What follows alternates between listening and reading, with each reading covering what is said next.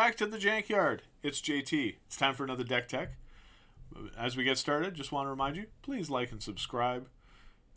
If you like what you see here and it helps support the channel, and make sure to check out our Twitch streaming at twitch.tv/jankyardmtg and our website jankyardmtg.com. So, our deck tech today, Smashmouth. Why am I calling it Smashmouth? Because it's all about football? No. It's a reference to the band Smashmouth. Hey there, you're an all-star. Good. You know the song. Because there's that one line that goes, all that glitters is gold. Only shooting stars break the mold. So why am I singing terribly? Why am I bringing back the late 1990s? Possibly giving some of you fits? Because of one card, all that glitters. It's all the glitters, baby. This card, when I saw it previewed with Throne of Eldraine, I thought, oh, this is interesting. There might be something there. And as we started to build, I realized, oh, this is fun. All that glitters is fun because you can just turn one creature from a 2/2 into an 8/8 or a 7/7 really quickly. It gets really, really dumb. And so this whole deck is focused around two things, artifacts and enchantments. So we've got quite a bit of removal, but it's all enchantment-based removal, because that buffs up all the glitters. So let's take a look at what we're playing with when we play Smashmouth. Start with Witching Well. Nothing like a turn 1 Scry 2. I really like this card a lot. There's nothing to complain about with it. And, you play your... Later on, maybe you take a hit because it's not there for all the glitters anymore, but you sometimes sacrifice it because you need to draw more cards, and that's always helpful. If I'm playing artifacts, of course I'm playing Gingerbread. I did not like this card when I first saw it. I thought, it's a 1/1, meh. No, I like Gingerbread, and I like it a lot. And in this deck, when you can make it so that it can only be blocked by creatures with haste, and your opponent doesn't have any haste creatures, and you throw in all the glitters on it. Okay, so if there's nothing else on the battlefield, all the glitters makes Gingerbread a 3/3 because you have Gingerbread and all the glitters. But if you have any other artifacts or enchantments, it just goes up and up and up. So here is all the glitters. Enchanted creature gets +1/+1 for each artifact and or enchantment you control. And like I said, if you're enchanting an artifact creature, that means you have the artifact creature and you have all the glitters. That's +2/+2 already. You're just getting started. And that's why this deck is just flooded with these different artifact creatures, enchantments. And the Witching Well is the one non-creature artifact because it's valuable for what it does, and it also helps pump everything up. We're getting into some removal. Pacifism. 1 and a white. Yes, please. This is just simple, solid, and it's not complete removal, but if your opponent wants to attack, okay, it's going to stop them. Plus, this is going to pump up whatever all the glitters is on by +1/+1. That's great. Corridor Monitor. Seems kind of unassuming. It's nice for a couple of reasons. One, that 1/4 body, especially when your opponents are hitting you for 2 or 3, that's great. It's a good blocker. I like it. It also will pump up anything that all the glitters is on, but also that ability to bring it in after attacks and untap something is very valuable. And also it makes a lovely combo with a different creature that's a 4 of in this deck, and that's Steel Overseer. The fun thing about Steel Overseer is if you want to pump up a creature, say a Gingerbread, and you got the Steel Overseer, it's already been out for a turn, and before it attacks, you tap it, you make that Gingerbread from a 1/1 to a 2/2.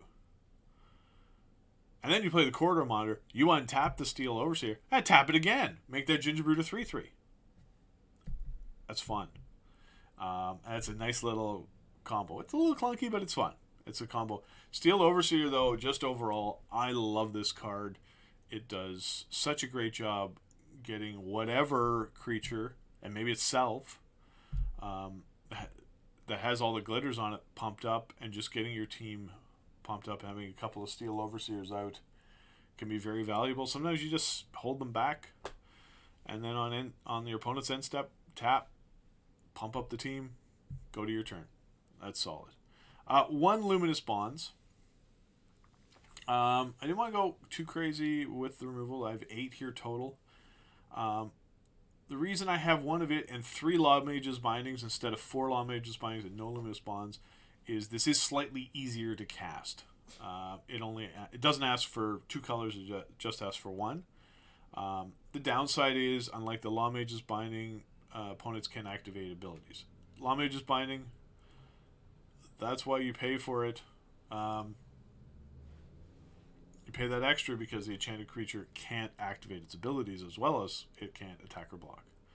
So Law Mage's Binding is a little bit better on that front, but and you know the artwork's freaky. It just looks like a disembodied head.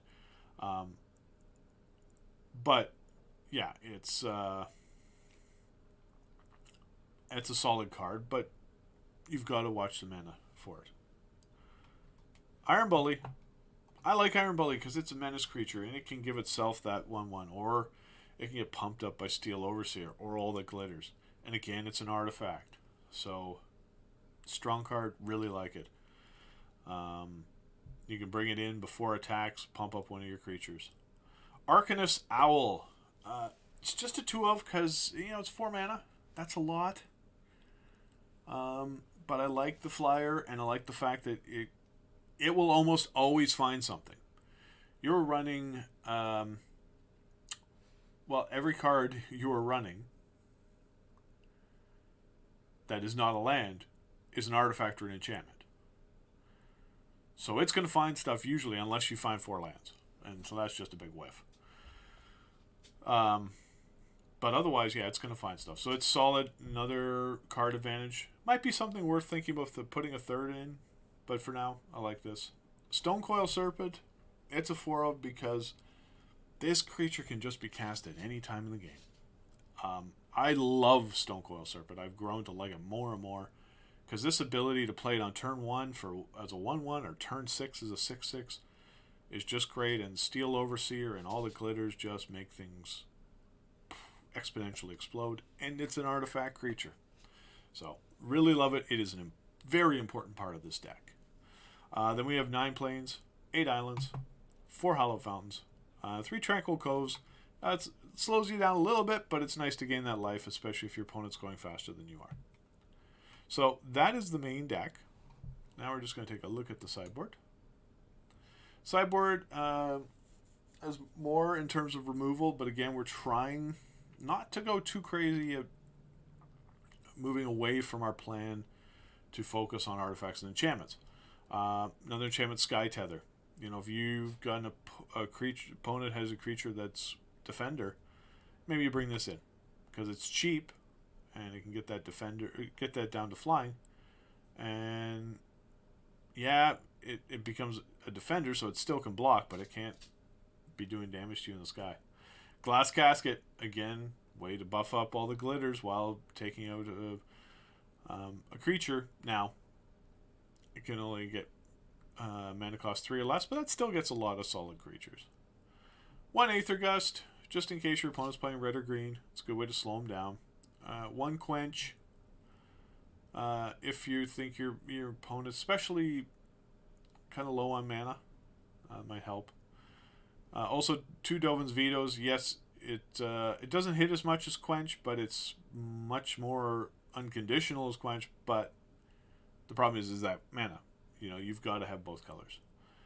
1 extra Law Mage's Binding, just in case you need it. 2 fairies if your opponent's doing a lot of things not during their main phase. Time to make an honest player out of them. Slow them down. Saheeli, love her. She just makes more artifacts, and you can make some other artifacts into different artifacts. You can make a servo into a Steel Overseer, tap it. You know, that could be just a great way to just buff up the team again. And Time Wipe. Because sometimes your opponent's just going faster than you are, and you got to wipe them down. So to me, it's a solid sideboard.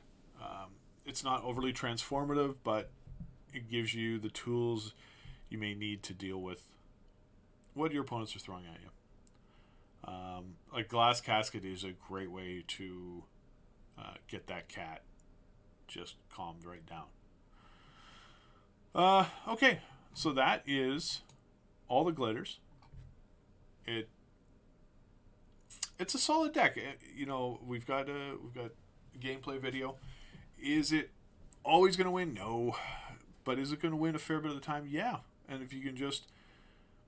You're not going wide as much as a lot of time you're going tall. You're getting that one or two creatures that are going really big. And yeah, sometimes you get blown out. Good removal. Bye-bye all the glitters. But if you can be persistent and stay on top of your opponent, you can often get there and do the damage you need to do. So that is all the glitters. I really enjoy this deck. And, sorry, the deck is Smashmouth, because, hey there, all that glitters is gold. And I hope you enjoyed this. We'll have more deck techs coming. We got more deck techs here on our YouTube channel, Jankyard MTG, and please make sure to like and subscribe. Also, check out our Twitch channel, twitch.tv/JankyardMTG. There we go. We're streaming Wednesdays and Sundays, plus on other days.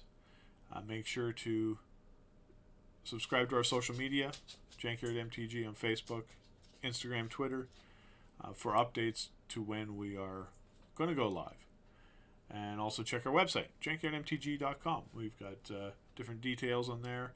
We're looking at starting our podcast soon, and plus we might have some blogs. And it's also a great way to find out about our upcoming Patreon program to support the Jankyard. So I'm JT. Thank you so much for checking out Smashmouth. And I hope you give it a try and let me know how it goes. And we'll talk to you all very soon.